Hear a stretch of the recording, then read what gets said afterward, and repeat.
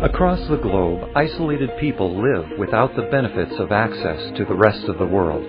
For more than 60 years, Mission Aviation Fellowship has reached isolated people, overcome barriers, and transformed lives.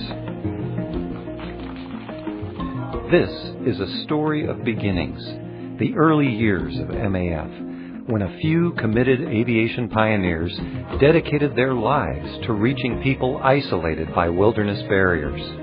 Their work began with small airplanes landing on bush airstrips and grew to include communications networks and other technologies to help nationals and more than 600 organizations worldwide.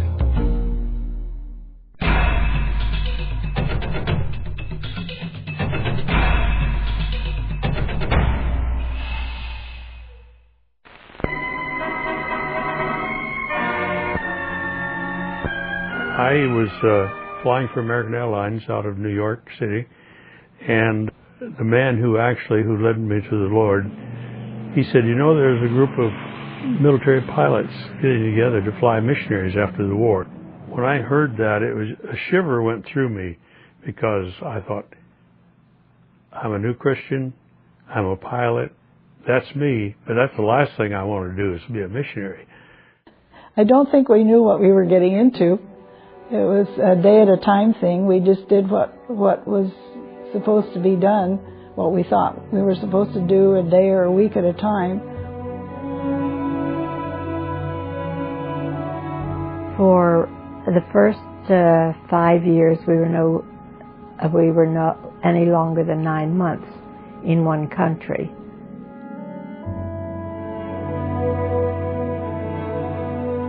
And so I came in. And they said, he's gone. I said, sure, I know he's gone. He's flying. Penny, you don't know who he is. He's gone. He's gone. Regularly scheduled flights can operate on a timetable of less than a week. Man has so increased his control over distance that it takes just a few days for an around-the-world trip by air. This means that all the people of the world are neighbors, with new relationships, new benefits, and new responsibilities.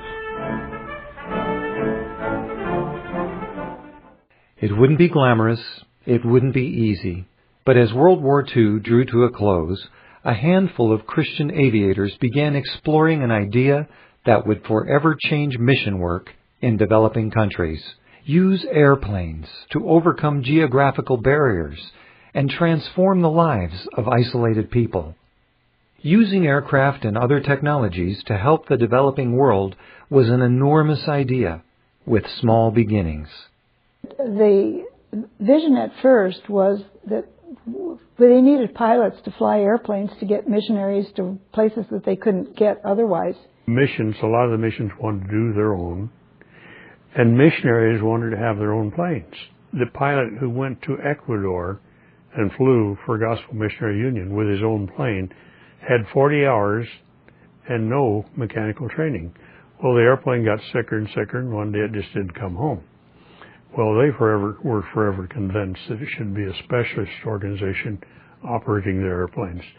The specialty of the organization kind of evolved as we saw problems with the other approaches.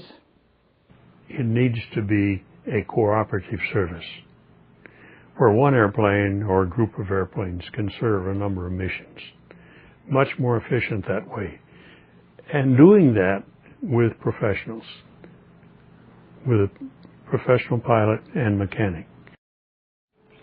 I began to see it as a global strategy, carrying out the command of Christ, with dedicated men holding outposts in distant lands. And somehow I began to feel that God intended me to man one of those outposts. Oh, but Jim, how can you be sure? Darling, I've been thinking and praying about this almost every day. A year ago, I wasn't sure. Today, I am. New Guinea? When we first went to Santani, we lived in a Quonset hut along with a lot of rats, and that was difficult. In Wewak, when we started the program there, we lived in an unfinished house that didn't have ceilings, so again we had rat problems that We had a mud hut and mosquito net doors and windows and mud floor and tarantulas and mosquito nets that we slept under, and our beds were made of sticks and our furniture was made of sticks. And they had some cows on the plantation. Every once in a while they'd butcher a cow, and so we'd have fresh meat once in a while. We had to bring our water from the river, and I had to go down and wash the diapers in the river. And one of the missionaries in Dutch New Guinea managed to kill a cassowary bird, and so we had cassowary meat, which I wouldn't recommend. I had to leave the house while it was cooking because it was just too strong. I never had guests in my home when I was growing up, and I was amazed at the peace the Lord gave me with all of these people. One day I had 23 guests and I cooked the whole meal on a coal burner Coleman stove. It was very primitive. We had 2 rooms. The 3 boys slept in one room. We had the other room was our bedroom, our living room, our kitchen, our laundry room, Charlie's study. We did everything in that one big room. So I was amazed at how the Lord gave me the peace and the skill and everything to have so many guests. I had thousands of people coming to my home. What other missionary wives have experienced who were homeschooling is you get started with a lesson and somebody knocks at your door and you have to go and somebody's trying to sell vegetables or something. By the time you get that negotiated, you come back and where are the kids? They've flown the coop. They took the opportunity to have a recess. But at that time I had all the children and I was homeschooling them. And so it was a period of 9 months that he was coming and going. He'd come every 3 or 4 weeks down just to kind of round up and see everything's okay, straighten up the boys, and then he'd leave. Finally 9 months came by and I said, honey, it's time for us to move. 9 months was a long time to be alone with 6 kids. And of course I was enthralled because since I was a kid I dreamed of, going to the jungle after reading all the Tarzan stories and everything. And it was a real jungle. Civilization stopped there. There was a little town about 3 miles walk out. But it was the end of the world. We just did a lot of traveling. And sometimes I wouldn't travel with him. He'd be gone for up to, I guess, 3 or 4 months was the longest that any length of time that he was gone. All of us would go to local churches, various ones. Like one time it'd be Grady, one time at Charlie, or they'd make a trip across the country, maybe even spend a couple of months just hitting a lot of churches and conferences. We did a lot of that. Funds came in, not always amply enough to supply our monthly needs. And at home office, we'd work during the week or in the evening and weekends. We'd go to home meetings in churches. And the money just came in very slowly. When we were paid by the month at that time, if the funds were available, if they didn't come in, it was held over till the next month and we could make it up. But at the end of the year, the slate was wiped clean. I never felt, how should I say, put upon that we lived in sort of an unsettled state. That was just part of the work that the Lord called us to. As a faith-based ministry, MAF staff raised money to purchase airplanes and pay for living expenses. During the first several years, our annual operational budget was usually around $15,000. And to get an airplane like Ecuador, we waited some time, and then a Christian businessman, Dave Weyerhaeuser of the Weyerhaeuser Group, gave us his personal airplane, a Stinson. And that's what we started off with there. Other countries, we would make the need known, publish the need, start a publication right away. And it might take a long time. Sometimes it would take 2 years to raise the money for an airplane. So it came very slowly.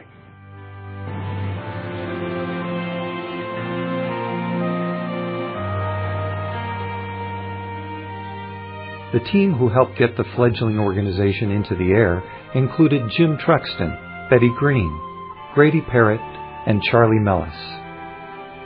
Jim Truxtun, a Navy pilot, was a visionary who helped gather together the initial aviators who would become the founding team. He served initially as president, although decision-making was made by consensus. Grady Parrott served as an advanced instructor for Royal Air Force pilots during the war.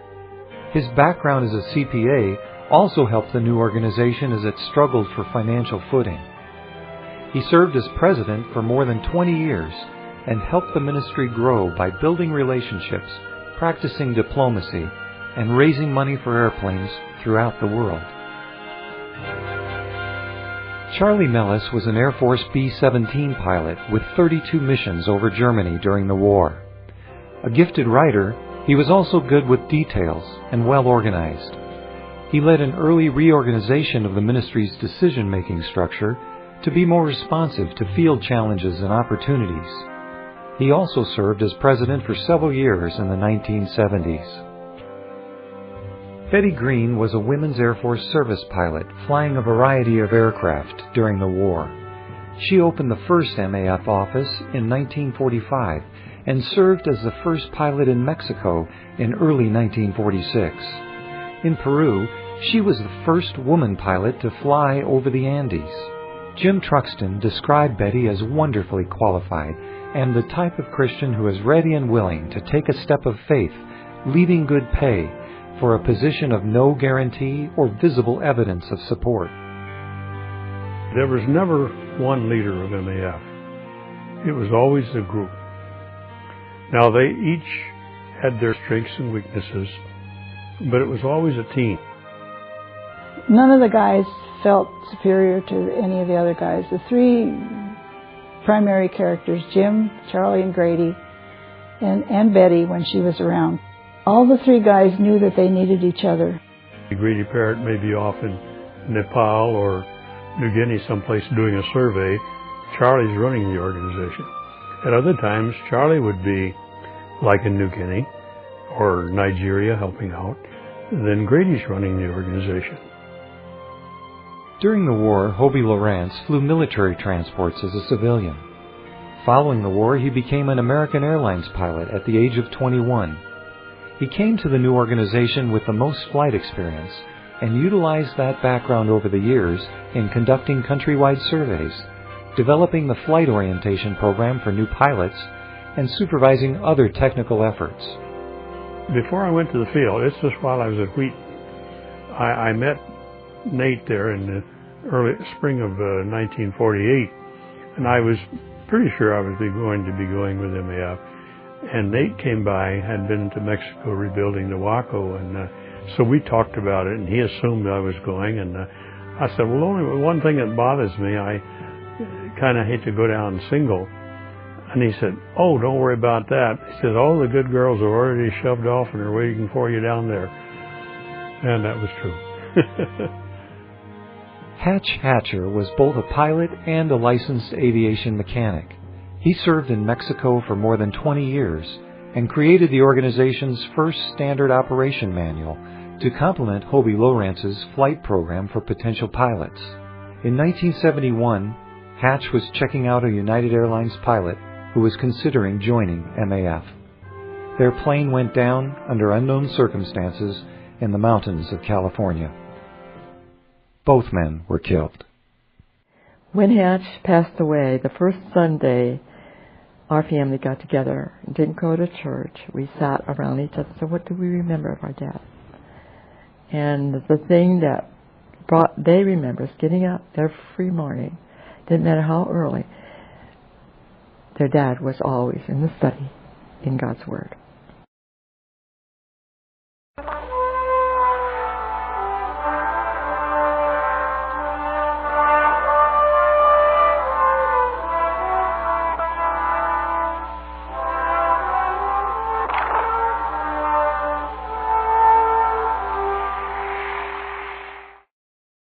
After beginning flight programs in Mexico and Peru, the aviation ministry began exploring new fields to serve. This involved aerial surveys to determine obstacles and opportunities. We'd go into a country that we had heard had missionaries with difficult travel.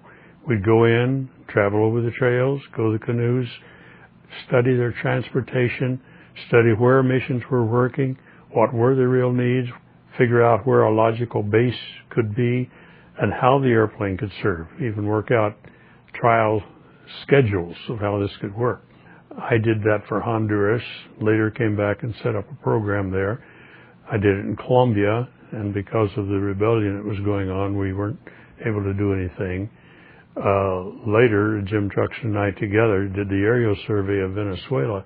We had this little Piper Clipper that we fixed up. We could fly 8.5 hours nonstop. And 3 of us, Jim Truxtun, Chuck Oldvey, a Orinoco River missionary who wanted to reach the Indians back in that area. And we would write on this big map every house we saw, every Indian house, all over. We figured we flew 115 hours. That was before the days of satellite mapping. And we'd find rivers. We found some rivers 90 degrees off course. And so we would make those corrections. We'd also plot possible landing areas or someplace we could make a base. We gained a lot of information. Aviation and two-way radio go hand in hand, but isolated mission stations initially operated without base radios. Now in Brazil, what they used to do, the missionaries all would buy a Zenith transoceanic receiver. It was a little receiver like this that would get all bands. And they could tune that into the aviation frequency. Harold Burke used to make flights of 400 miles without radio or weather knowledge. But he would, all along the way, he'd report blind. And his wife could pick this up. But that did eventually come through so that we could have radios at each station.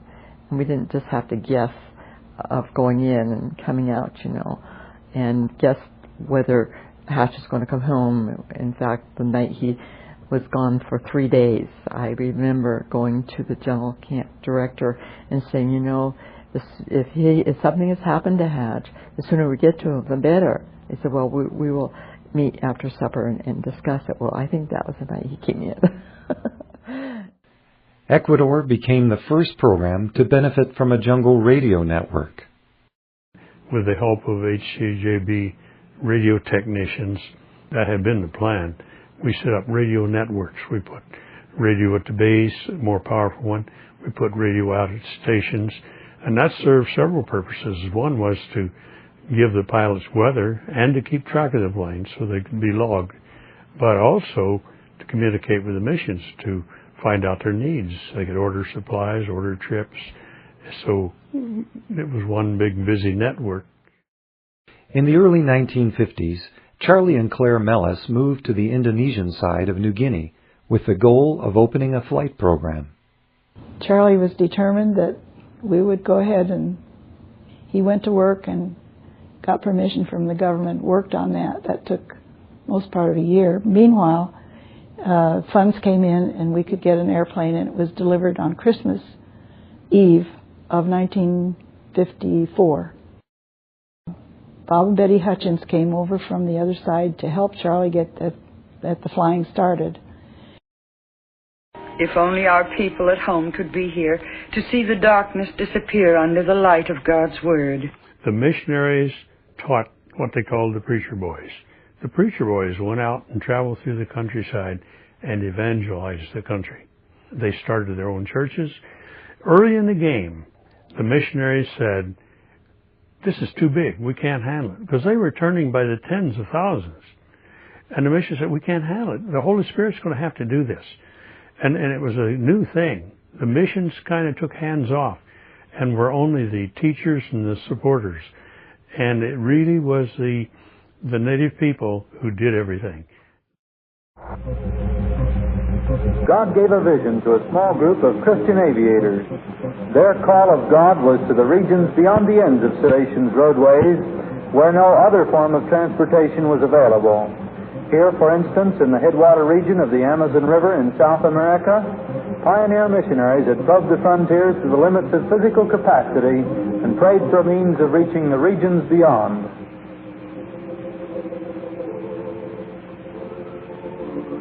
Deep impenetrable forests shroud the headwater region in South America. Often isolated groups live a primitive people of another world, of another culture and another type of civilization, almost totally unaware of the life that we live here so far away. They live in a Stone Age culture, a land of poisoned darts and blowguns and hardwood lances, a world that's unconscious of this world in which we live. Nevertheless, a people for whom Christ died, a people He loved, and a people He sent us to win. A land where very few Indians reach old age because of their practice of killing and counter-killing. This is a land of witch doctors and evil spirits, a land where the woman is believed to have no soul. She's just a beast of burden down there. This is the land where there's no word in the vocabulary of the people to express the love of a father for his son. In the middle of the 1950s, a tragedy in a South American jungle propelled MAF to the world stage. Nate Saint, an MAF pilot in Ecuador, and 4 other missionaries were killed in an attempt to make a first contact with the hostile tribe known at the time as Aucas. Nate and the other 4 were making the gift drops and the bucket drop to the Aucas. The guys, anyway, they ended up getting all these good, positive signs from the Aucas, so they went in. It seemed to be going good. My thought was, well, that's exciting, but sounds risky too, so, everybody knew that it was risky. But there were so many positive signs. But the men were speared to death shortly after Christmas. Life magazine covered the story, and within weeks, the plight of the martyrs touched the heart of America. Well, Charlie was in the office and he and Grady got the word, and Grady immediately left for Ecuador, and Charlie was left, and he and Hobie went and took meetings with the media and handled all the publicity at this end. I went down and resumed the bucket drops. Our hope and prayer was that some will believe it were friendly and come out. And I remember we used to walk down the airstrip on a full moon night and sit with our kids and say, this would be a good night. We'd pray that some would come out tonight. And eventually, there they came. 2 women came out. We knew that it was hard for the widows that were left, and we certainly upheld them in prayer. But I don't feel that any of them felt, well, I want to go home. I don't want my husband flying anymore. I don't remember ever hearing anything like that. A general question often is, what did the Auca incident, we used to call it, do for MAF? People used to say, did we get a lot of money from it? But no, we didn't. But it put us on the map. We became known. And we had an accelerated growth after that. Well, I just remember that correspondence picked up considerably, and there were more inquiries about maybe I can take Nate's place, and it seemed to us to be an indication that God wasn't going to terminate MAF at that point, but that He had plans to use this to reach out more. Humanly speaking, Nate's work on earth is over. I remember those words which Nate wrote just 3 weeks before the Auca incident, when he said, if God would grant us a vision, the word sacrifice would disappear from our lips and thoughts. We would hate the things that now seem so dear to us. Let's not fear any price that God may ask of us. How did the first generation MAF missionaries evaluate their careers? As far as I'm concerned, I loved MAF. They had a very unique ministry, and of course I saw them taking the missionary off of 2 days of trail to 10 minutes. MAF became a unifier. We brought together missions. We brought together missions who weren't getting along even, who had territorial controversies. And we sort of brought them together. We brought them together into a cooperative spirit. We did that all around the world, I think. The high points were the growth, really, in that area. Whereas there's one or two believers in the South Halls where Marianne was serving, and when we left there were 20,000 believers. We went back after 50 years away, and there were 30,000 Chamulas. We didn't even know of many believers in the Chamulas, but that finally broke through, and they came to the Lord. And when Charlie went back just while he was president in 1972, I went along. By that time, there were 26 churches in the area where there had been absolutely no airstrips before. So that was really rewarding. Some 60 years after one field pilot and one plane served one mission in one country, MAF has grown to 200 families with a fleet of 54 planes, serving 600 organizations in 23 countries, not only with flight services, but also communications, information, and distance learning technologies. The people of MAF are overcoming barriers and transforming lives throughout the world.